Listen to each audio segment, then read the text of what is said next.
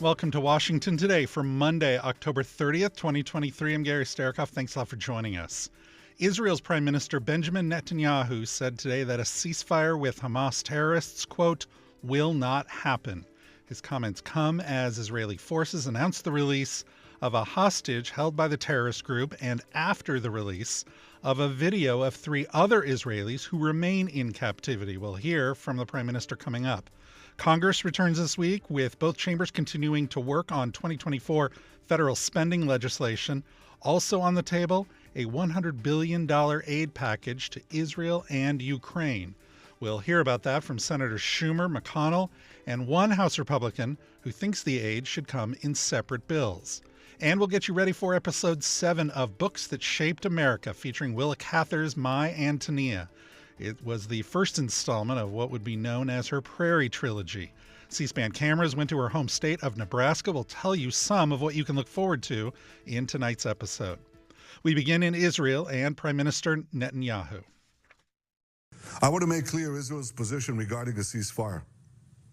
Just as the United States would not agree to a ceasefire after the bombing of Pearl Harbor or after the terrorist attack of 9/11, Israel will not agree to a cessation of hostilities with Hamas after the horrific attacks of October 7th.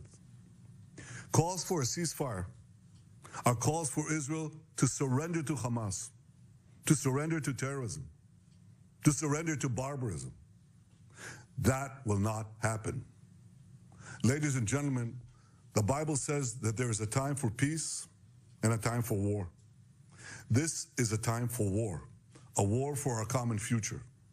Today, we draw a line between the forces of civilization and the forces of barbarism. It is a time for everyone to decide where they stand. Israel will stand against the forces of barbarism until victory. I hope and pray that civilized nations everywhere will back this fight. Because Israel's fight is your fight. Because if Hamas and Iran's axis of evil win, you will be their next target. That's why Israel's victory will be your victory. But make no mistake, regardless of who stands with Israel, Israel will fight until this battle is won, and Israel will prevail. May God bless Israel, and may God bless all those who stand with Israel. Private Ori Megdish is the Israeli Defense Forces soldier who was freed today. The Israel security agency Shin Bet said she is in good condition and now home with her family. She is the 5th hostage to be released out of the more than 200 taken captive by Hamas. And that video, it features 3 women, all of them held since October 7th, and one of them criticizing Prime Minister Netanyahu for failing both to prevent the Hamas attacks and to secure the hostages' release. Prime Minister Netanyahu condemned the video as, quote, cruel propaganda. Back here in Washington, State Department spokesman Matthew Miller said that Israel has restored internet access in Gaza following pressure from the U.S. Internet and phone access were cut off across the area on Friday as the Israeli military carried out air and ground operations. News of the U.S. request came up during today's State Department briefing with Matt Miller. Here he is responding to questions about it from the Associated Press's Matt Lee. In terms of the communications, you said it's important. Obviously, it is important. But, if you accept the Israeli argument that this is kind of like, a World War II point of view, or World War II situation, and they have to eradicate Hamas, much like the Allies did with the Nazis. I mean, I don't remember any, like in Dresden, was the U.S. working to restore communications so that when you restore communications in Gaza, and I understand why it's important, but I'm just wondering if this runs counter to what the Israelis tell you their objective is. So I would say it's a different situation, obviously, in Dresden. Well, obviously it is. Here I do want to. It's a fair question. I want to answer. That if you restore comms for WFP and and the Norwegian refugee people and don't you also restore communications to Hamas? So I'm not going to speak to Hamas's operational communications. I think they have ways of communicating other than just access to regular phone lines and the internet. We've seen them use walkie-talkies that they used in their incursions into Israel, their terrorist attacks on October 7th. I will say that this is has been one of the challenges since Israel launched its operations, which is ensuring that it can conduct legitimate military operations, which it has the right, and as we've said, the obligation to do, while ensuring that civilians are protected to the maximum extent possible. And so we've made the judgment that for civilians to get the humanitarian assistance they need, people need to have the ability to distribute that aid. They need to have the ability to communicate. They need to be able to tell each other tell civilians where to show up for aid. We need the ability to communicate with American citizens. As I said, we've been working to try and open Rafah Gate. If we are able to get Rafah Gate open for American citizens, we need to be able to send them messages so they can get out. And all of that is understandable, but doesn't it also mean that you allow Hamas to have, you're opening communications lines for Hamas as well? I will just say, No? Hamas, one of the things... Maybe you don't think so. One of the things Hamas has been able to do is maintain, they have their own fuel reserves, separate and apart from the fuel that comes in for civilians. They have their own, what I'm saying is they have their own ability to communicate that we think they... So you don't think that when the comms got shut down over the weekend, that affected Hamas's I just can't offer assessment. How are you offering an I can't offer an assessment of the military impact of that decision. I can say we thought it was important for civilian purposes that communications be restored. Meanwhile, the United Nations Security Council held an emergency meeting today following a request from the United Arab Emirates for a binding resolution for a, quote, immediate humanitarian pause in Israel. Here is the Commissioner General of the United Nations Relief and Works Agency, Philippe Lazzarini. The last 3 weeks have been horrific. Almost everyone in Israel, the occupied Palestinian territory, and the broader region is in mourning. The horrific attacks by Hamas in Israel on October 7 were shocking. The relentless bombardment by the Israeli forces of the Gaza Strip are shocking. The level of destruction is unprecedented. The human tragedy unfolding under our watch is unbearable. 1 million people, half the population of Gaza, were pushed from the north of the Gaza Strip towards the south in 3 weeks. The south, however, has not been spared from bombardment, with significant number killed. I have said many times, and I will say it again, no place is safe in Gaza. Now, civilians remaining in the north are receiving evacuation notices from the Israeli forces, urging them south to receive scarce humanitarian assistance. But many, including pregnant women, people with disabilities, the sick and the wounded, are unable to move. What happened and continues to happen is forced displacement. Over 670,000 displaced people are now in overcrowded UNRWA schools and buildings. They live in appalling, unsanitary conditions with limited food and water, sleeping on the floor without mattresses or outside in the open. Hunger and despair are turning into anger against the international community, and in Gaza, the international community is better known as UNRWA. Mr. President, nearly 70% of those reported killed are children and women. Save the Children reported yesterday that nearly 3,200 children were killed in Gaza in just 3 weeks. This surpasses the number of children killed annually across the world's conflict zones since 2019. This cannot be collateral damage. Churches, mosques, hospitals, and UNRWA facilities, including those sheltering displaced people, have not been spared. Too many people have been killed and injured while seeking safety in places protected by international humanitarian law. The current siege imposed on Gaza is collective punishment. 2 weeks of full siege followed by the trickle of aid last week mean that basic services are crumbling, medicine is running out, food and water are running out, fuel is running out. The streets of Gaza have started overflowing with sewage, which will cause a massive health hazard very soon. In the latest blow, the communication blackout over the weekend has aggravated the panic and distress of people. United Nations Relief and Works Agency Commissioner General Philippe Lazzarini speaking at the UN Security Council meeting earlier today. Today's meeting comes after 120 countries voted on Friday for a resolution that called for a, quote, sustained humanitarian truce in Gaza. That resolution was introduced by Jordan. The U.S. was one of 14 countries voting against it. 45 abstained. You can see today's entire Security Council session and the State Department briefings at cspan.org. Congress returns this week with both chambers continuing to work on 2024 federal spending bills and also bills related to the terror attacks in Israel and aid to Ukraine. The Senate gavelled in at 3 p.m. today. Debate continues on the nomination of Matthew Maddox to be a U.S. District Court judge for Maryland. A 5:30 p.m. Eastern Time vote is scheduled to advance his nomination. Tomorrow, they are scheduled to vote on President Biden's nomination of Jack Lew to be the next U.S. ambassador to Israel. And later in the week, work continues on 2024 federal spending legislation.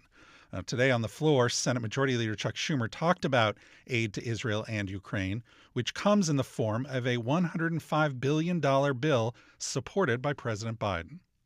We must pass the President's supplemental as soon as we can, with bipartisan support, for a simple and important reason. It will make the world safer for the United States, our allies, and our democratic values. In the Middle East, Hamas and its allies like Iran and Hezbollah seek nothing less than the total annihilation of Israel, the only democracy in the Middle East and the only Jewish state on earth. In Europe, Putin continues his onslaught against the Ukrainian people with the goal of not just subjugating Ukraine, but reasserting Russia as a world power along the lines of the old Soviet Union. In the South Pacific, aggression continues to magnify increasing military activities off the coast of Taiwan, ramming into Philippine Coast Guard ships and having near misses with the American B-52 bombers over international airspace. That is what the Chinese government is doing, and this is all in just the past few weeks. And in Gaza, we must ensure that humanitarian aid gets to civilians who need it urgently. This is one of the things that I pushed strongly for President Biden to include in his supplemental request. All of these challenges share one thing in common. They directly impact America's national security, America's democratic values, and the international world order that has allowed democracy to take root. The way forward is exceptionally clear. We must pass the President's supplemental request, which has funding for Israel, Ukraine, the South Pacific, while also providing critical humanitarian aid for Gaza. America does not have the luxury of burying our head in the sand or leaving our friends to fend for themselves. If we want the world to remain a safe place for freedom, for democratic principles, and for America's prosperity, we must defend against those who are working hard to undermine us. So we need to pass this supplemental as soon as we can. We need to work with our colleagues in the House to ensure all these forms of aid make it to the President's desk. We must not succumb to the false allures of isolationism that the hard right now professes, because the only thing that will achieve is to make America less safe. Now, the Senate Appropriations Committee will begin work on that bill tomorrow. Committee member Chris Coons of Delaware talked about it this morning on MSNBC. Tomorrow on the Appropriations Committee, we will have a full hearing about the supplemental funding request President Biden has sent us. My recent trip to the Middle East makes me more confident than ever that we have to pass robust aid to Ukraine to support them for another year, significant aid to Israel. We also need to continue to invest in our counter-China initiatives. Look, we need to be able to show the entire world that we are a trustworthy and reliable ally, that we stick with the fights that we say we're going to support, and that we see the connections between Iran and Russia. That hearing scheduled to start at 9:30 a.m. Eastern Time. We'll have it for you live here on C-SPAN Radio, and you can watch it on C-SPAN 3, cspan.org, and the free C-SPAN Now mobile app. Senate Minority Leader Mitch McConnell also talked about the aid for Ukraine in the president's bill. He spoke at an event today in Louisville, Kentucky. And I've spelled out how investments in Ukraine's defense are really also investments in replenishing and modernizing America's industrial base. Let me just point out that in order to deal with the threats in Asia, and by the way, the Prime Minister of Japan said if you want to send President Xi a message, beat the Russians in Ukraine. Our allies in Japan, South Korea, Taiwan are intensely interested in how this comes out. But roughly half of what we're spending on Ukraine is being spent in this country. 38 different states are employing people as a result of the desire to modernize our weapons as we send older weapons to Ukraine. You've also heard people say, well, the Europeans aren't doing enough. $90 billion, lots and lots of immigrants. They're carrying the load as well. So this is not solely about helping Ukraine. It's also about getting us ready for the bigger challenges we have ahead out in Asia. Right now, our efforts are making a difference, both in Ukraine and here at home. But the Biden administration's hesitation along the way has really, in my view, kind of prolonged the bloodshed. This is a moment for swift and decisive action to prevent further loss of life and to impose real consequences on the tyrants who have terrorized the people of Ukraine and of Israel. And right now, the Senate has a chance to produce supplemental assistance that will help us do exactly that. Enemies abroad will be watching closely and waiting for America to falter.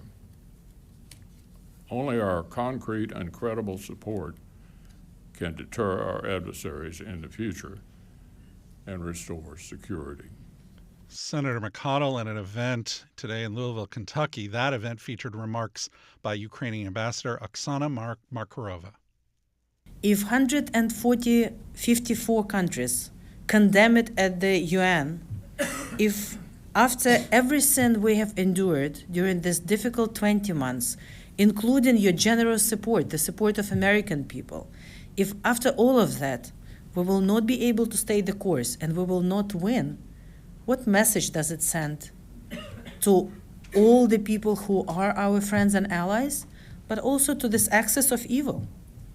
What message does it send to aggressive terroristic Russia or Iran or China or terroristic Hamas regimes or anyone else? Can we afford the answer to the question that it's okay in the 21st century to use brutal force to attack a peaceful country and get away with it? And I think, everyone in this room, but I think everyone who truly believes in democracy knows the answer to that question. Why this will be devastating consequences for Ukraine, I don't think I have to explain to you. It's an existential war for us. And unfortunately, after what we have uncovered in Bucha and in Izium and all the places which we have liberated, and we have seen horrors that all of us in Europe thought we would never see after World War II, with civilians with their hands tied behind their back, shot in the back of their heads, children. We know that every day is an opportunity for us to prevent that on the occupied territories. But we also know that if we freeze this conflict, and there are voices out there, some experts who say, why don't we ask for the ceasefire? And sometimes Russia is advocating, of course, the ceasefire. But we know what will happen if there is ceasefire with Russia controlling all these territories. Not only it's a danger for all of those Ukrainians on the occupied territories, but we also know what Russia will use that operational pause, because let's call it what it is, if anyone can agree to that, in order to get the forces together and attack us again. We have seen that movie before. Ukrainian Ambassador Oksana Markarova at an event with Senator Mitch McConnell, the Republican leader, in Louisville, Kentucky. Now, all of this is important because across the Capitol here, newly elected Speaker Mike Johnson released the text of a bill today that only provides aid for Israel, $14.3 billion to be exact, and it offsets that aid with cuts to the Internal Revenue Service from the Inflation Reduction Act. Now, Speaker Johnson told CNN last week he supports Ukraine aid, but needs, quote, conditions on it. That's something one Republican, Dan Muser of Pennsylvania, said he also supports. Well, it does all fit together, but that doesn't mean that they all have to be in the same account. We need accountability. The American people, this isn't Lindsey Graham's money. This isn't any member's money. This is American taxpayer money. And related to Ukraine, I've supported every effort thus far. And Putin's a war criminal, and we need to help Ukraine be victorious here and push Russia out. Nevertheless, American people are demanding accountability. We've already provided over $110 billion of the American taxpayer money. And meanwhile, our allies, so-called friends, and the EU and NATO have put in about $60 billion with equivalent GDP ratios. So that's not fair. So the next $40 billion should actually be coming from them. I think our State Department falls down, and I think the Biden administration has no influence at all, except writing checks that the American taxpayer has to pay. Now, regarding Israel, it should be a separate bill. It should be a serious sense of urgency. We should get them what they need. But I got to add this, Joel. Israel is in far better financial shape than the United States of America. We'll figure out who's going to pay for it afterwards, but we should get them everything that they need. There's nothing wrong with loans. There's nothing wrong with purchase agreements. But if that's what's necessary for them to repel these terrorist Hamas maniacs, right? Then so be it. Now, you say repel. The goal here seems to be fuzzy from some people, and some legislators have said we don't really want to fund something that doesn't have a defined goal. What that might mean in Israel is what happens with Gaza after you go in and hopefully eradicate Hamas. What it means in Ukraine is how much land are you giving back, and where is this going to go in terms of Crimea? Do we need goals before we can approve money? Well, yes, but let's face it, there's an old saying, the battle plan changes the moment the first bullet is fired. Nevertheless, our American people deserve that level of accountability, certainly, regarding the Ukraine. And Mike Garcia, and I can send it to you, you can make it available, has put together a report on truly what we need from the Ukraine, from the administration, in order for the American people to be justified in continuing to pay for these bills. And the same thing, look, just what we did with ISIS needs to be done to Hamas. I'll go there. Okay. We annihilated them. We wiped them out. They're a terrorist organization, and what they did was inhuman. Pennsylvania Republican Dan Muser talking to CBS 21 in Harrisburg. Later this week in the House, lawmakers may vote to censure Michigan Democratic Congresswoman Rashida Tlaib and Georgia Republican Marjorie Taylor Greene. Also, a possible vote to expel New York Republican George Santos from the House. Remember, the House always live on C-SPAN, the Senate on C-SPAN 2, and full coverage at cspan.org and the free C-SPAN Now mobile app. You're listening to Washington Today.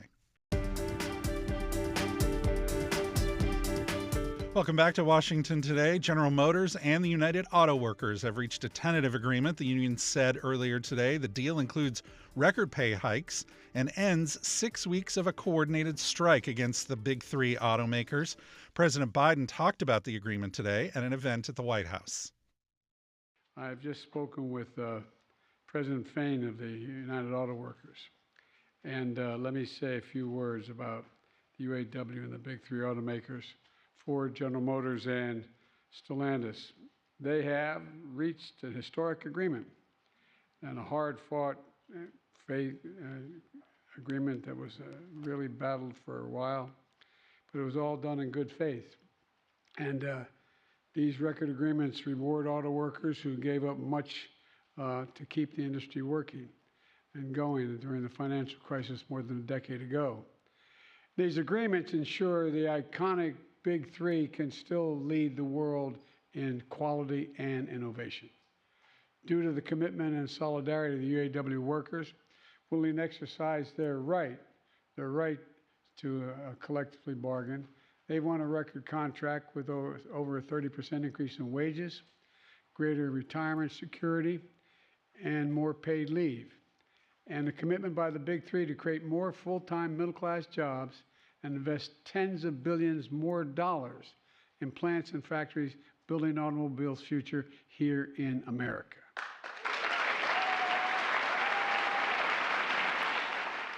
The president's comments came at an event that announced new safety and privacy standards for artificial intelligence. Look, privacy is not the only right at risk. Without the right safeguards in place, AI can lead to discrimination, bias, and other abuses. That's why, with the help of civil rights leaders here today, this order directs several actions to protect American civil rights and their safety. That means clear guidance for landlords and federal contractors and federal programs to prevent the bias in AI tools that can be used to make decisions on whether or not someone qualifies for housing or benefits or a job. We'll develop the best practices for AI use to ensure fairness in the criminal justice system as well. And when appropriate, the Justice Department and the federal civil rights offices will investigate and prosecute AI-related civil rights violations. The fourth thing this order does, it will ensure that emerging technology works for consumers and for workers. For example, to protect patients, we'll use AI to develop cancer drugs that work better and cost less. We'll also launch a safety program to make sure AI health systems do no harm. To protect workers, this order directs the government to help make sure AI isn't used to shortchange workers. I've also asked for a comprehensive report on the potential impact of AI on the labor market and how to help workers whose jobs have been disrupted. You can see the entire White House event at cspan.org. It's also available on the free C-SPAN Now mobile app. Finally, tonight, episode 7 of our series Books That Shaped America. In partnership with the Library of Congress, we're exploring 10 books from American literature that provoked thought, won awards, led to significant societal changes, and are still talked about today. Tonight, Willa Cather's My Antonia. Published in 1918, the novel is part of her Prairie trilogy. It's about the friendship between a boy from Virginia and a girl from an immigrant family in Nebraska. My Antonia is known for illustrating the immigrant experience and women's issues of the time. C-SPAN video journalist Jen Garrett went to Willa Cather's home in Red Cloud, Nebraska, and her archives at the University of Nebraska in Lincoln. She talked about what she saw there and what we can see tonight. So at the University Archives in Lincoln, they have a lot of her letters, but also Willa Cather's copy of My Antonia. And the reason that this is special is that she had a tendency to put in her copies of her own books something that was related or special to her. So inside the front cover of this copy is a letter to Willa Cather from Anna Pavelka. Anna was the inspiration for My Antonia. She was a immigrant who came to Nebraska around the same time as Willa Cather, and they knew each other from Red Cloud, and that's how Willa Cather kind of learned about the immigrant experience as a homesteader. So this letter is from the real Antonia, if you will, inviting Willa Cather to one of her daughter's weddings. Anna went on to have many children and lived just north of Red Cloud. And that was actually one of the sites that I visited in Red Cloud. So you see this house where the real Antonia lived, and it's a fairly sizable farmhouse, and it just really is worlds away from, you know, the dugout, cave, kind of sod house structures that you hear about from My Antonia at the beginning of the book, you know, when the immigrant family comes and they're just starting out, and kind of how difficult life is for them at the beginning. What did you learn about Willa Cather from your time there in Nebraska? Just that she was really kind of, Nebraska really, I think, shaped her, even though she didn't spend her whole life there. She was in Red Cloud kind of at the time that this town was coming into its own. One of the people that I talked to there was saying, these things that we take for granted, like a post office and all these other things, kind of started to appear as Willa Cather was growing up. Even though she moved on to New York City and did a lot of her writing elsewhere, she really always harkened back to her time in Nebraska. And even though she didn't come back all that often, one of the times that she did come back was to visit Anna Pavelka at the house that I filmed at. And the kind of meeting later in life between Willa Cather and Anna Pavelka really seems to mirror the end of the book, where Jim comes back to meet Antonia. So there's a lot of kind of similarities between her life and parts of my Antonia. Next week's book is Their Eyes Were Watching God by Zora Neale Hurston. What's one thing that you worked on that we can look forward to seeing in next week's Books That Shaped America? Sure. So I actually just got back from Florida, and the town of Eatonville is where Zora spent a lot of time, and is kind of the model for the town in Their Eyes Were Watching God. So I went around the town with a longtime resident whose family actually has connections to Zora Neale Hurston. So I was able to hear about some of those kind of personal stories about, the way the town was. This was a historically Black community. A lot of porch sitting, a lot of Spanish moss. But it was just really interesting to kind of see where the town is now. All right, C-SPAN video journalist Jen Garrett, you've seen her work throughout this series, Books That Shaped America. We're looking forward to seeing your work tonight and tonight's episode. Thanks for making time for us. Sure thing.